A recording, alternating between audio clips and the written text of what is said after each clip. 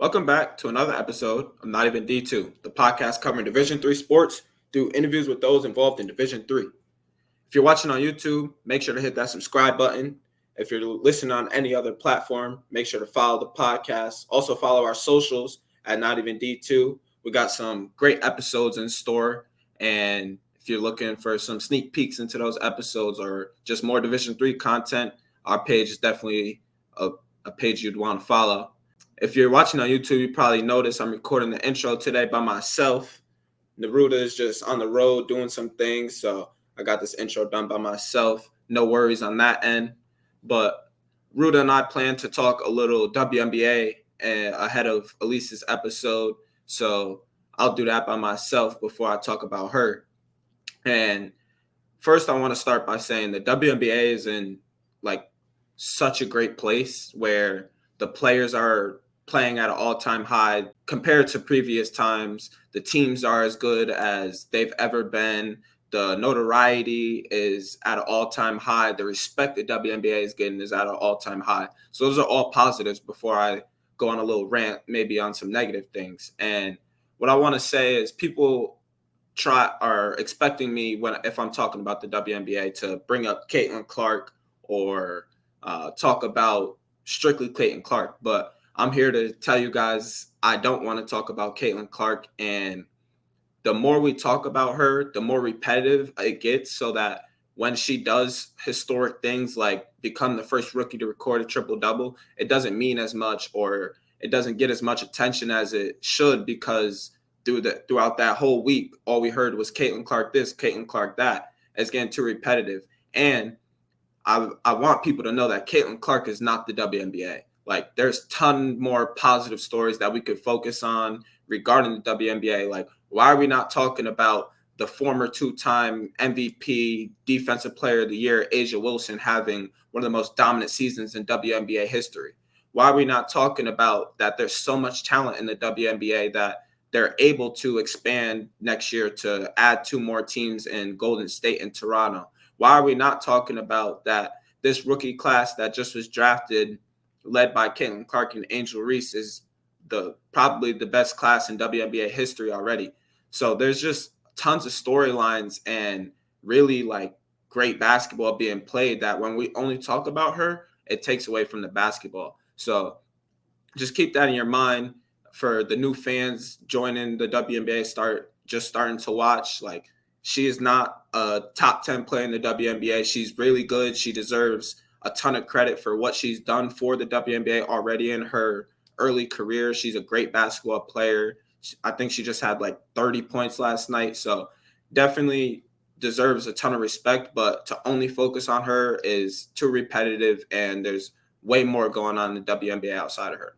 But back to today's episode, we got Elyce Knudsen, who was a 3-time CCIW Player of the Year, 3-time All-American, and is now transferring to a Division I school in Illinois State. She finished her 4-year career at Millikin, just had a wonderful career, which I'm going to talk about.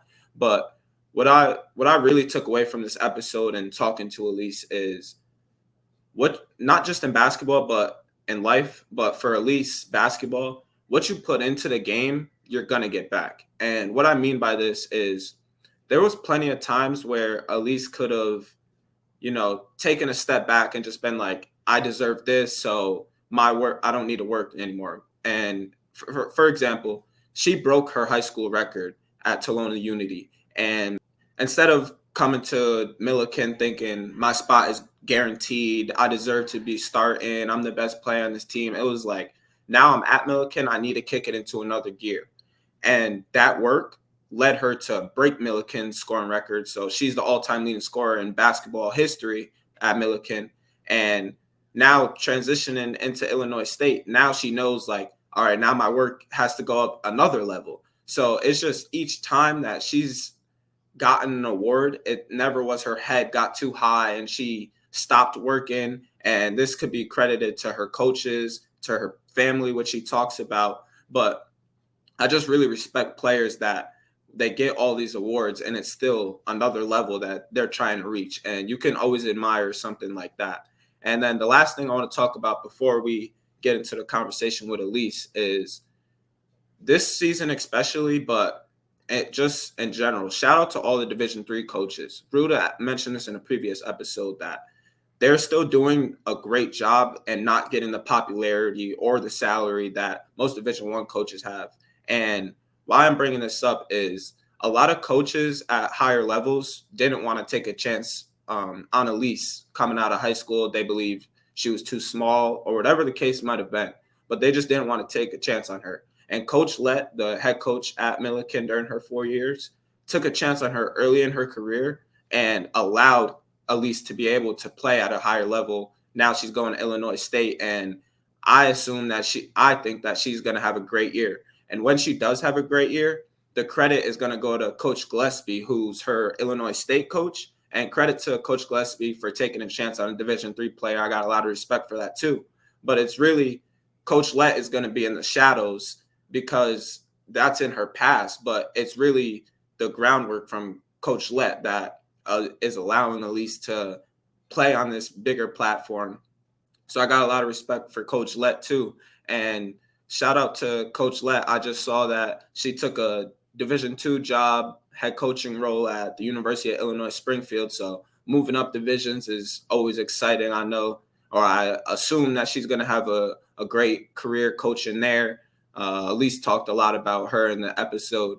And just shout out to, like I said, shout out to the Division III coaches, especially this year, because also shout out to Bob Quillman, who posted this screenshot, but 13 players from Division III this past year are moving to play Division I, just basketball. So that says a lot about the talent of Division III and kind of the more eyes that Division III is starting to get now that the level of play is rising and just more people are respecting the division, which is all great things for the division. But we talk about a lot with Elyce, what the recruitment process to Millikin was like for her and how that's changed now that she entered the transfer portal and is now at Illinois State, what that recruitment process was like. We talk about the CCIW, which is one of the best women's basketball conferences in the whole Division III country, and like what her mindset is going into Illinois State, a Division I conference, going to be playing against a really good group of teams. So definitely a great episode. We talk about a lot with her. Hope you guys enjoy the episode, and let's hear from Elyce.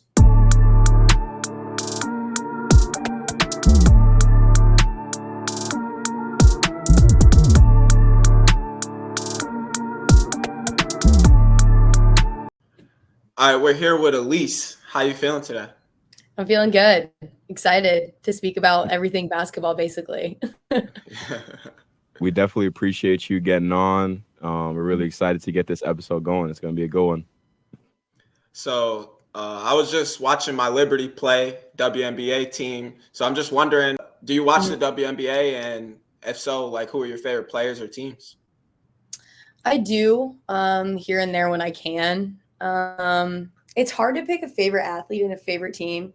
There's so much hype around Caitlin Clark, but it's really easy to be a fan of hers because she's grown the game so much in such a short amount of time. I could say 3 years from now, there's no way that I would have thought that there would be this much attention on women's basketball. And that's just super important to me because it's a sport I love and it's a sport that a lot of people I care about love. So she's obviously I'm a fan of hers. I don't have a specific team. I love the way Alyssa Thomas plays. She's just a dog. I love Kelsey Plum. I just like the players who are kind of just, because this is the kind of player I am, just keep to myself, know what I need to do to benefit the team. And I think, the players that I just mentioned, I think they do just that. And that's kind of who I follow and like to watch play. So that's kind of my stance on the WNBA realm today. No Liberty love. I like it. Definitely. You got to respect that. But something that I'm kind of curious about. So when we talk to different, Division III players that make that jump to the next level, a funny conversation that is always had is about that first summer workout. When you're, for the first time, because in the Division III world, after the school session's over, you just go back home and you have to work out on your own. So now You're playing Division I at Illinois State and you're going there staying on campus, you're practicing, getting your own shots up, and you're lifting with a strength coach. So just talk about how that transition has been for you, and if you have any funny stories from that. For sure. I mean, luckily in my case, just from the people that I was surrounded with at Millikin and kind of what that university provided for me at the D3 level kind of made this transition a little bit easier than maybe it may have been for others. And then kind of just my work ethic, like even in Millikin, like I knew exactly what I needed to be. I was always getting extra shots up just because I wanted to be the best of the best in that league and in the country. So that required me to, get in the gym outside. And that was usually by myself just because we don't have the resources. And that's kind of like the biggest thing, like walking into here and like just seeing like the gear we get and like all the assistant coaches. Like I had 2 coaches like most of the time through my time at Millikin, and like all these resources is like, I'm just like, I'm so grateful for you're able to rebound the ball for me, like what I want. Like that was like the biggest thing. But I mean, luckily, like I said, like Coach Lett pushed me to another level when I was at Millikin. Like she knew what I wanted. She knew what I wanted for the team. And that's why I felt like I could make this jump. But I mean, I think like, I don't have any funny stories yet. We're only 2 full weeks in. But it's definitely been like the schedule has been a little bit of an adjustment for me, just because, I'm not used to being on a set schedule in the summer in terms of basketball. Like that's one small thing. But if we were to talk maybe a month from now or a month from when we started, I may have had maybe an interesting story. But the thing we just did with the Marines was definitely like an experience like none other. Like they really did kind of push us out of our comfort zone. But again, just grateful. I'm going to take you way back. So I was reading an article that said when you were like 10 years old, you just always wanted a basketball in your hands. And no matter the time, like you would just be outside, neighbors come outside, yell at you like, you got to go inside. I'm trying to go to bed. So I'm curious kind of who were some of the players you were watching at a young age that kind of developed your game? And I noticed that you scored over 1,900 points in high school, averaged just under 25 points a game. So where do you think you kind of developed your like craft of scoring? That's such an interesting question because like growing up, I was a fan favorite of just like any athlete. It wasn't really specified to basketball just because I also loved softball so much at the time. I mean, I guess the funny story is that like fatheads were like a big thing at the time. So like you wanted to have an athlete on your wall and like blown up. So I had like a Kevin Durant themed basketball room. Like anything that I asked for Christmas was like Kevin Durant related when he was at Oklahoma City.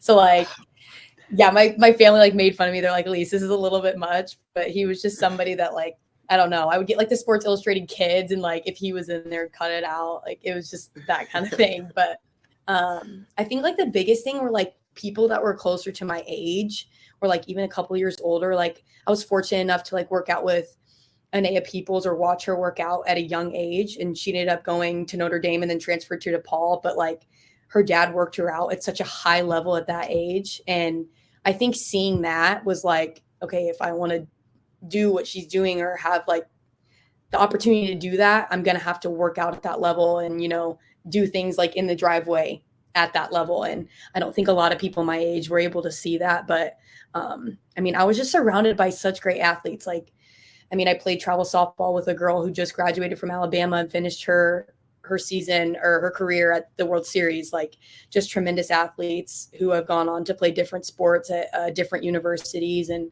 I think like the biggest life lesson is like surround yourself with people who, I think you can benefit from. And I did that at a young age. And, but yeah, that's such an interesting question because it's never like one athlete, like professional. I feel like people always answer professionally, but like, I think it's just the people that are close to my age or doing the same things as me. And, but yeah. Elyce, honestly, I think KJ didn't say anything, but I think he's really happy that you said Kevin Durant was one of your favorite players growing up. He is a big Thunder fan. So he's definitely happy to hear that. But I also want to talk a little bit about your recruitment, right? So you ended up committing to Millikin, but something I read online that I was talking to KJ about, you broke your scoring record in high school at Tolono. Is that how you say it? Yeah, Tolono Unity. Yep. Tolono Unity, and you broke the scoring record that was held by our former NBA player Brian Cardinal, who played Yes. at Purdue, and he played for the Mavericks too in the NBA. But Mhm. first of all, just talk about your recruitment and if you're getting recruited by D1s, and if you weren't getting recruited by any D1s, can we please figure out what they were thinking? Right. Yeah. So honestly, basketball like wasn't on the table for me at all until like the end of my junior year. I like wanted to play softball. People told me that softball was the route I should go just because I was so small. And I didn't play AAU at the time, but Coach didn't really care about that. She's like, AAU doesn't really matter in my eyes. And she was like the only 4-year institution that was recruiting me like freshman through senior year. I really thought I wanted to go the junior college route, play 2 years and then be done. But decided to commit to her really late. And she tells just about everybody that I kept her on her toes.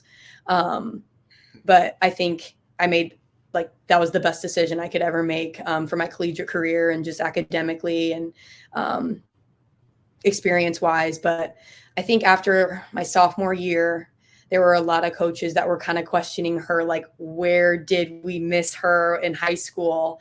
Like a lot of Division II institutions. And I knew for a fact that people wanted me to leave there after my sophomore year.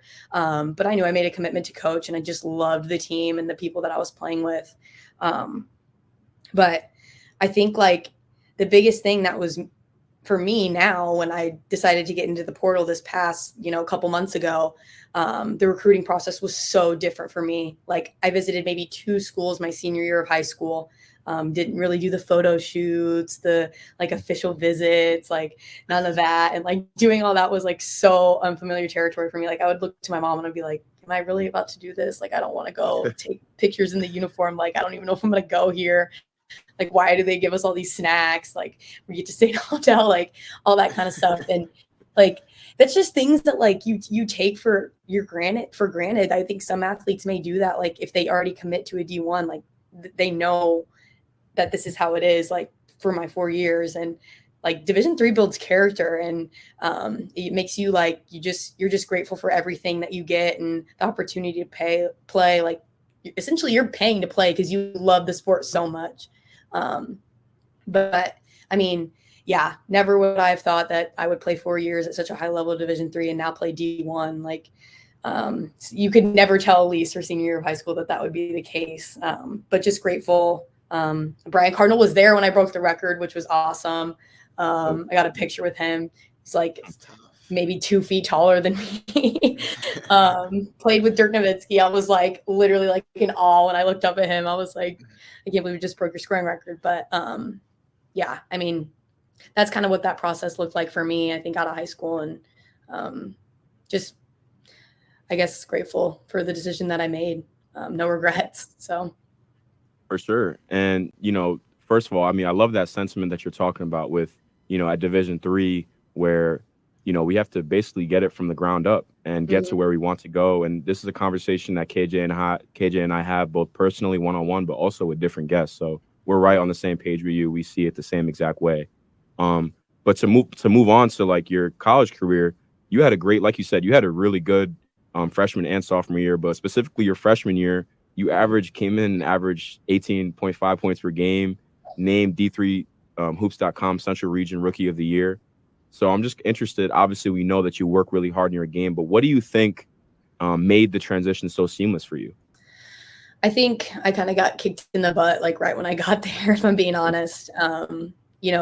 Coach let like we do a lot of conditioning tests that are pretty grueling at times, and that was something that I wasn't really prepared for. And like I don't want to exaggerate kind of the level that she expects us to be at, like physically, mentally, but it's pretty high level for Division III, and that's something that I'm grateful for. But I think my teammates, like, they just understood that, no, she recruited you so you can come in here and do what you need to do to help us win games, and they weren't going to shy away from the fact that I wasn't doing things right. And like I can just remember all of these different instances where I wasn't going hard enough, and it was either her on me or one of our captains or even somebody that was only a year older than me.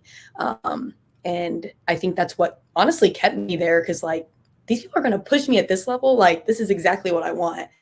And I knew nothing was going to be handed to me, like coming out of high school, breaking the scoring record. Like, that's just not who I am. Like, I know I was going to have to work for things, but I think following that freshman year, I was a little bit nervous going into sophomore year, just because we played maybe 13 games my freshman year, and all of those were in conference.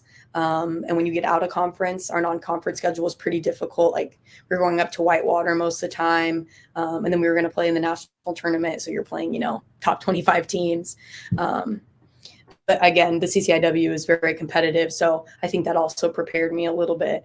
But I mean, again, just every day I knew it wasn't going to be given to me. And I knew what I wanted to do. And luckily my sophomore year went to the Sweet 16. So, and lost to the eventual national champs. But, I mean, just, yeah, I mean, the transition wasn't smooth. I'm trying not to like sugarcoat it, but I also don't explicitly say things that like happened to me, but just I knew for a fact that like coach was pushing me every day. Like, recruits would come in. Like, there is a funny story where we had a recruit come in who actually ended up playing for us. She transferred from a JUCO, watched our practice, and we were doing a transition drill, and I was doing it completely wrong.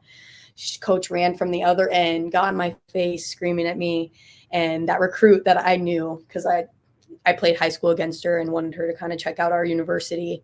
And that practice frightened her, and she ended up going the JUCO route, but I got her to come last year. So she's spending her last 2 years at Millikin. But she was like, if she's on you that hard, I can't imagine what she would do to me. And I'm like, yeah, this is every day. Like, she's not going to take it light on me no matter what. I mean, I could score 40 the night before, and the next practice is going to be difficult. So, yeah. You definitely got to respect stuff like that, especially from coaches, right? When like they don't treat the best player differently, right? Or the player that maybe scores the most, like nah, like you got to run the same amount of sprints as this person that's playing 0 minutes a game, or you got to run this drill just as hard. So definitely got to give a lot of respect to that coach. Just one thing that you know, I know that KJ and I were talking about just before we filmed this episode. Like, we know your hard work because, you know, we've just done a lot of research, and there's a lot of, you know, different people online talking about it. And I want you to explain to the viewers a little bit more about this work that you're known for, right? So for one example, you take 500 shots before 9 a.m. And you also practice game-like shots, or shots that, you know that you're going to take in your offense. So if you could just explain to the viewers what goes into Elyce's workouts, they'd definitely be interested to hear.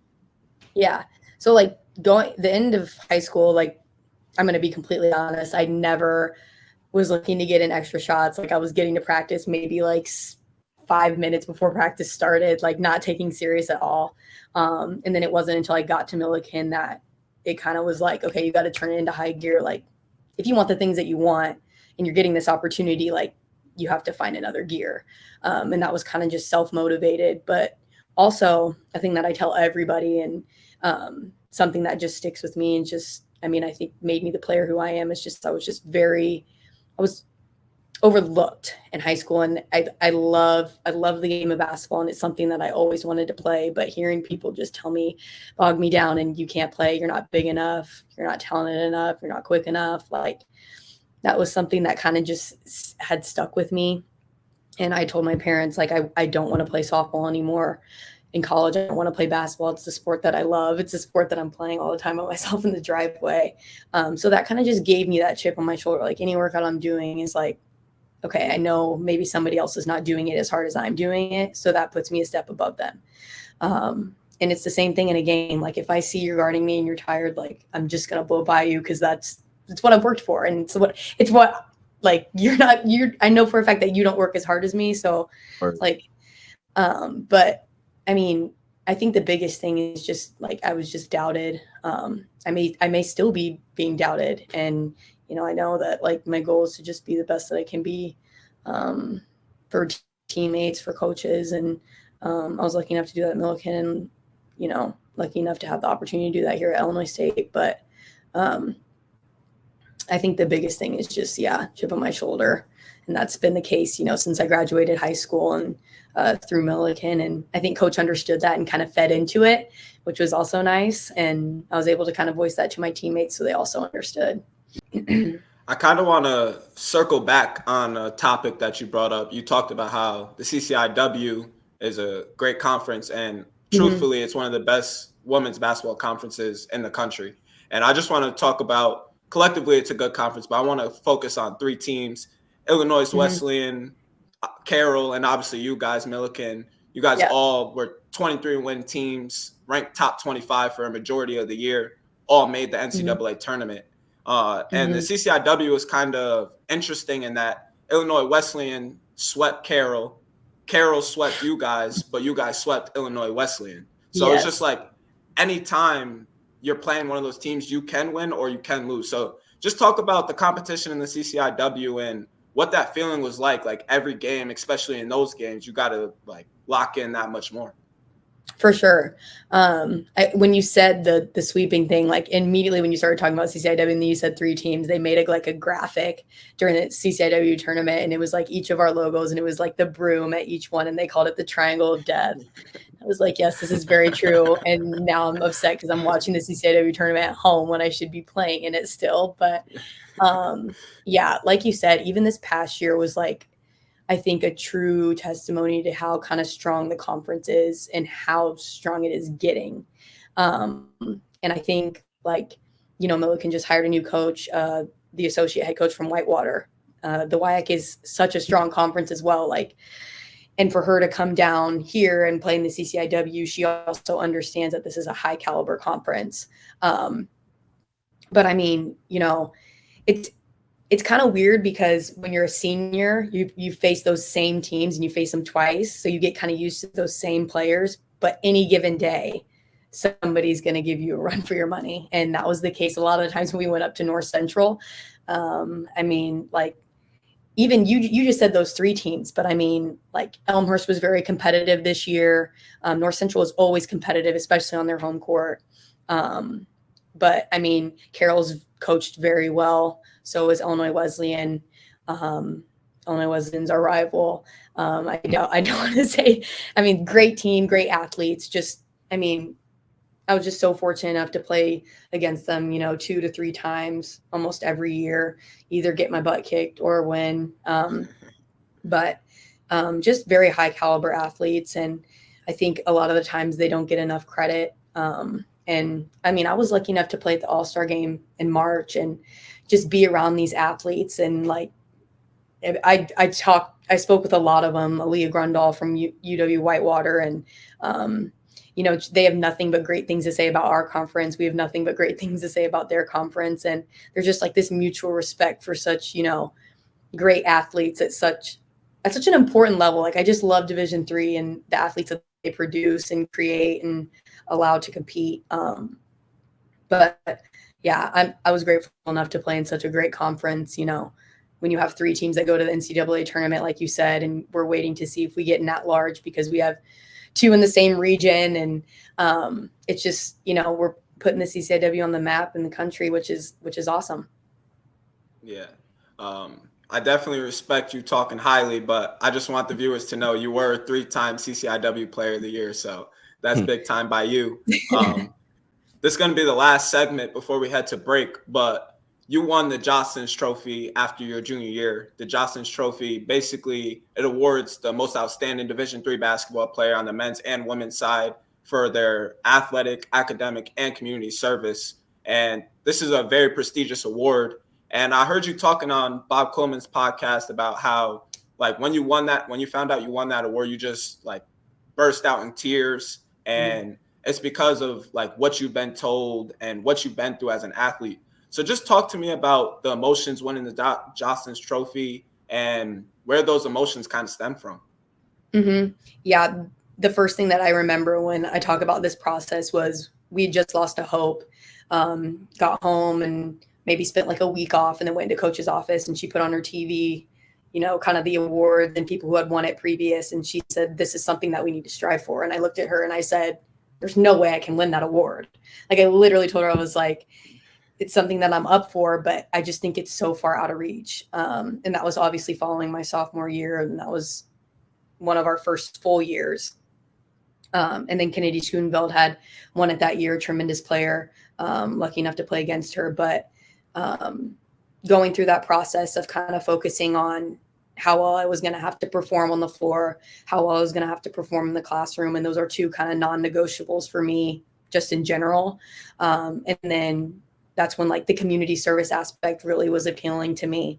So what I was going to strive to make sure that I was in and out of Decatur, making sure I was doing things, in Champaign County from where I'm from, and kind of having my teammates involved in that. Like, I think like the biggest thing that came with this award, and when I got told that I had won it, was that I didn't really think about myself. I did to a point, but like I just was so focused on my team, and they are deserving of any award that I get. And they kind of just came to my mind first, as well as coach and just faculty there. But yeah, like you said in Bob's podcast, and when I explained to him, I got the call when I was in Florida and just broke down. I just thanked our SID, and then I ended up calling my mom right after, and I was like, "You're not going to believe what I'm about to tell you." And then she also cried because she's emotional, and just it's like, but the thing that was huge for me was that it covered everything that is super important to me, and that's athletics, academics, and then community service. Like, I love serving those around me, especially when I don't have a basketball uniform on, when I'm just being me. And I think that was just something that, like, that award was so prestigious to me. Yeah, maybe 60 pounds and a glass ball, but it covers just about everything that's important to me. And I was able to spend that day with my teammates, take some pictures, and be honored. And yeah. That's a very good story, very heartwarming. But we're going to take a quick break. Stay with us. We're going to come back, talk about your transition to Illinois State and your mindset going in. And we're back. So, now you're at Illinois State, and you've been there, like you said at the beginning of the episode, you've been there for 2 weeks now. But just a little bit about Illinois State. The head coach is Kristen Gillespie. She was a point guard for NC State when they made it, if I'm not mistaken, to the Final Four in 1998. She was a starting point guard on that squad, and she was a 4-year letter winner and a 3-year captain. So highly decorated playing career. But also she's brought in a lot of high-profile guards in her program, like Paige Robinson, Juju Redmond, Mary Crompton, and Maya Wong. So first, just talk about what it's like getting recruited by and having the opportunity to be coached by her. Definitely grateful just to be in her presence, and then obviously have her be my leader. And that was something in the recruiting process. They came in the picture a little bit late. But I think, especially after my visit, it was like the place that I wanted to be and where I needed to be, I think, in this last year. And luckily, like you said, you mentioned all those guards' names. I'm lucky enough to get to play with Maya for her last year. And then obviously I played against Paige in high school, and actually spoke with her kind of about her recruiting process, and her decision to, make it ISU after she spent 4 years at Drury at the Division II level. So she was kind of in the same boat, obviously played at a higher level, but I think that kind of gave me confidence, if Coach Gillespie can do that for an athlete that is similar to my situation, then that's exactly where I want to be. And they have some D3 ties too. The associate head coach, Scott, he played at Division III level for his dad, I believe all 4 of his years. So they kind of understand that Division III tie, which is something that was also really important to me, because not a lot of people understand it. And if you play basketball at that level, then you kind of get the athletes that they produce. So I think that was also a huge selling point for me when I decided to come and play for her and their staff. How do you think, like, your own experience at the Division III level? You talked about Division III ties that you have at Illinois State now, but how do you think your own experience at the D3 level is going to help you in your transition to the Division I level? I think just being, I told this to Coach when I decided to, come here, Coach Lett, just being grateful for the opportunity to play at a high level with such high caliber athletes. I think I'm having to wash at Millikin. I'm having to wash our uniforms sometimes when we get home or like on the weekends. And those are things that you don't necessarily do at this level. But I think like yeah, it's just ultimately being grateful about everything and the opportunity to play. And my parents have kind of been super like on me about that, especially in this transition. It's just, just because you're playing at a higher level doesn't mean things are given to you.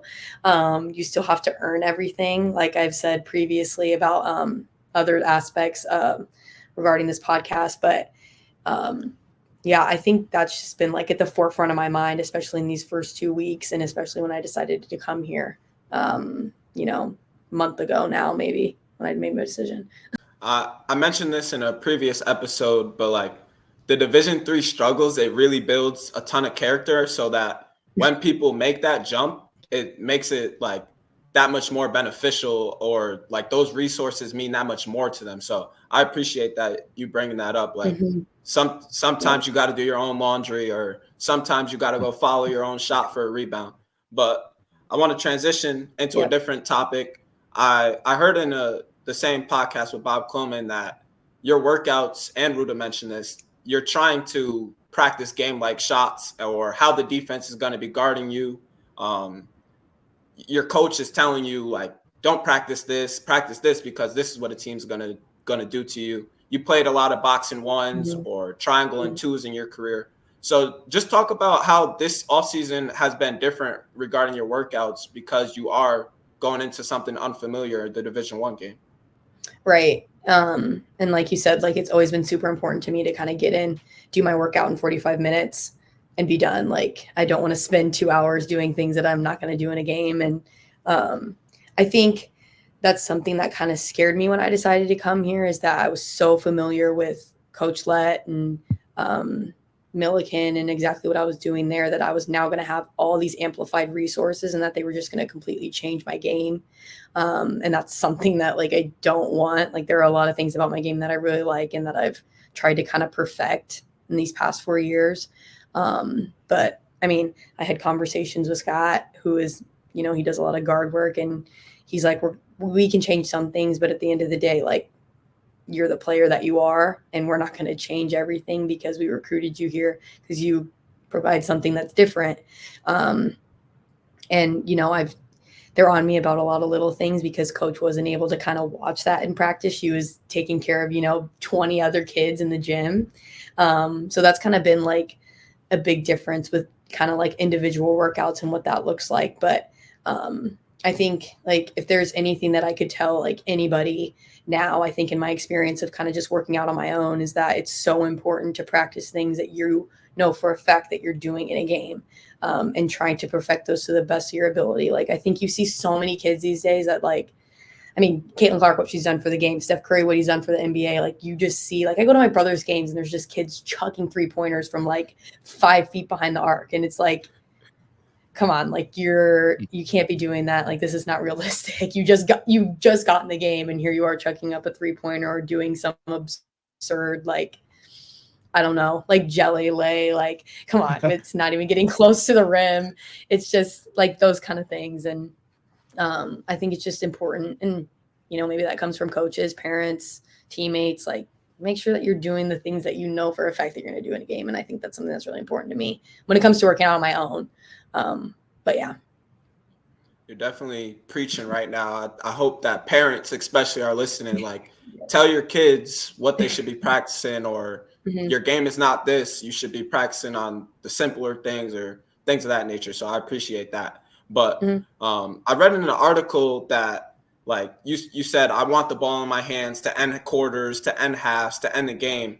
And nothing against Division III talent, but obviously you're moving on into a higher division I with end quotes, better teammates, end quote. So does that mindset switch at all? Like now I might be the third option, or I might be the fifth option on the court right now. So does your mindset change in that you want the ball at all times, or in the biggest moments?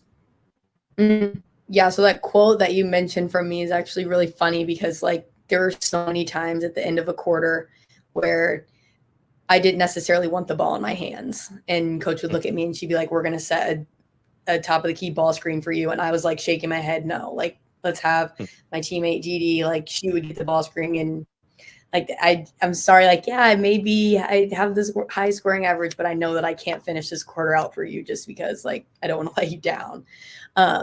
But I mean, obviously there were a lot of times where my teammates wanted the ball in my hands. But no, definitely in terms of what you're saying, to this jump to this level, like these were the conversations that I had with their coaching staff, was just that I'm going to be surrounded by a lot different caliber players. And that kind of takes the weight off of my shoulders, as it was in, my 4 years at Millikin. I was having to kind of do, maybe, I don't want to say a lot more things than my teammates, because that's not the case. Like each one of my teammates at Millikin brought something different to the table that, I couldn't do. But I was maybe carrying a little bit of a heavier load in some games, but I think something that I'm going to be grateful for now is that there won't be a box and one on me on this level. Other teams just can't afford to do that with my teammates now.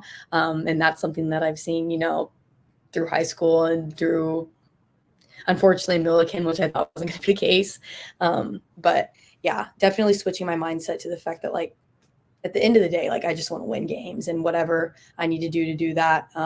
If that's give, my teammates the ball at the end of the quarter, that's what it is. Or, get a stop on defense. Like that's exactly, if it results in a win, then that's what I'm willing to do. I think this is such an interesting conversation, because like at any time, we watching any of your like interviews with other people, right? Like anytime you're on the precipice of a major accomplishment or award, like it seems like you're staying like grounded, right? Like you're never too high, you're never too low. Mm-hmm. And you said grateful a lot in this episode. And you were talking about how you couldn't have done it without your teammates or your coaching staff, or like your parents, like telling you, to stay locked in. So I'm just kind of interested, before I ask this last question, like, where did you like develop this mindset? Like, how long have you had this mindset? Because not a lot of people can like stay grounded through like getting awards or major accomplishments. So just talk a little bit about that.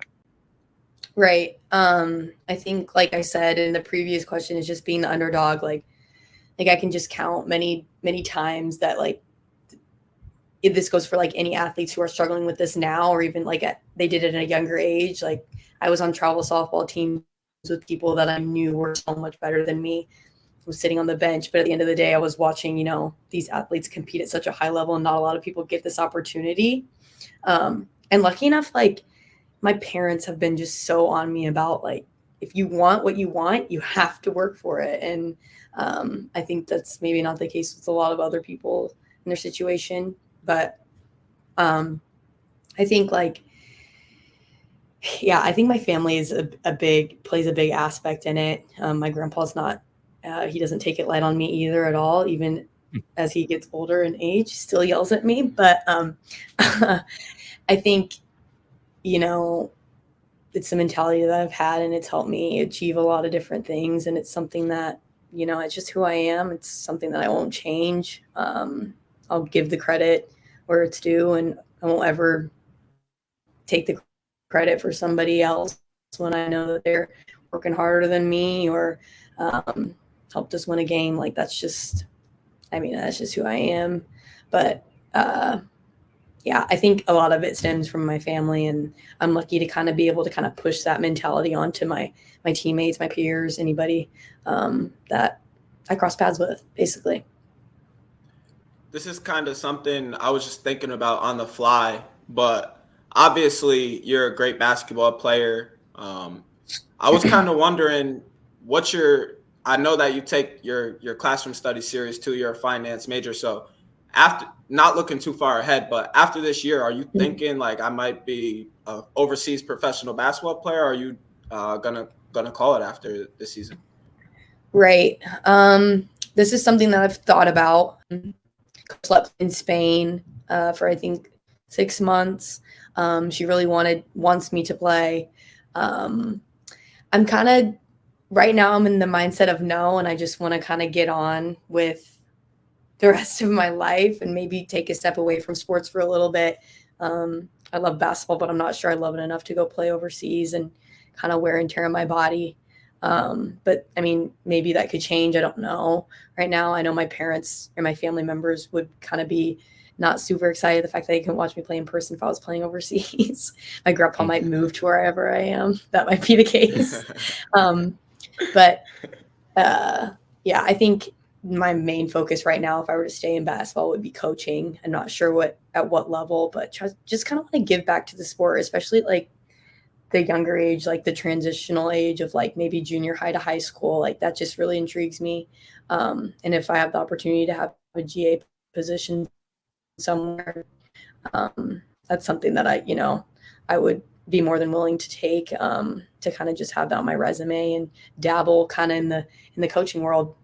So, to kind of wrap it up, Coach Lepp mentioned in an interview that, that you, during your time at Millikin, and even now when you're still playing basketball at Illinois State, you want to build something past yourself, right?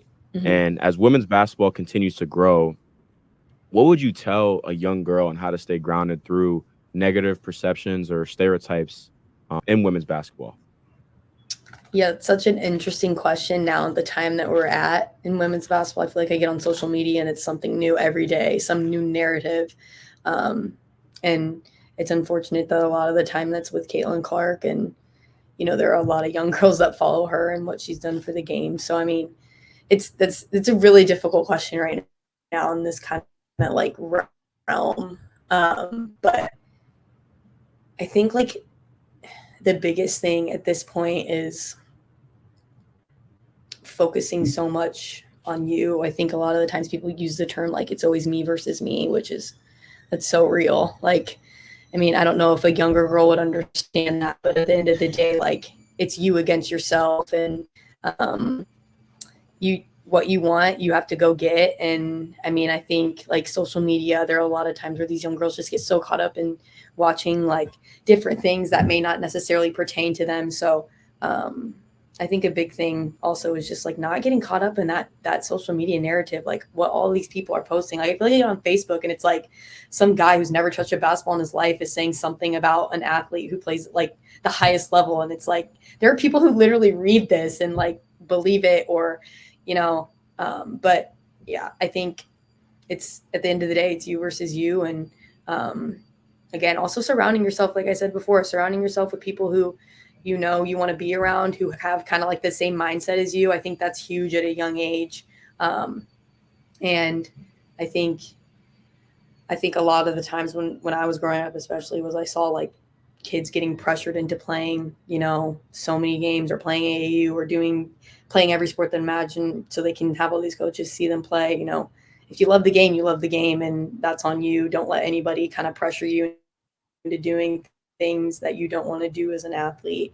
I think that's also super important, especially that's what I saw growing up. And you see people kind of fall out of love with the game or whatever sport they may aspire to play. So, yeah, that was definitely an interesting question, but an even more of a gem of an answer. So I appreciate the advice, and definitely like there's so much ignorance in the world. It's easy to go in that path of just like, oh, this is how women's basketball is. They don't make layups, or they're not good at basketball. But just staying true, like if you love the game, just focus on yourself and be the best player. So one day maybe you could be like Elyce.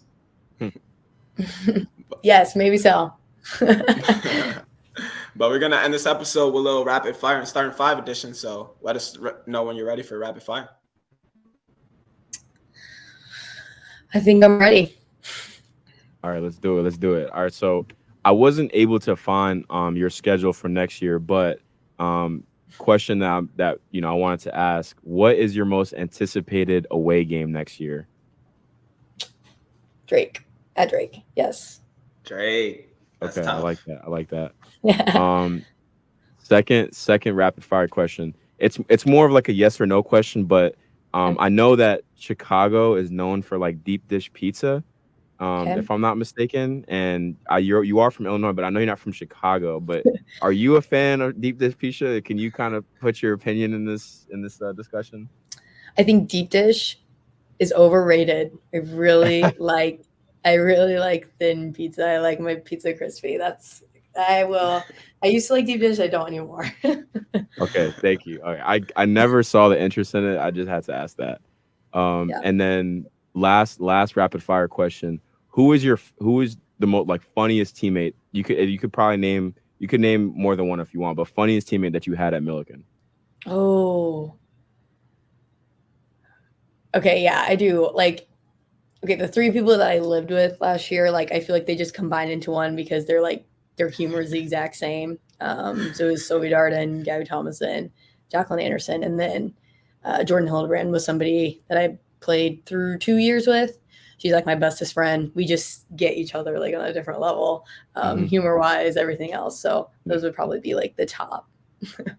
All right, so we're gonna finish with starting five edition. If you were a coach assembling a starting five, point guard through center, who would your lineup be? And this edition is gonna be players you've played with or against in your whole career. It could be from high school all the way to even your teammates now at Illinois State.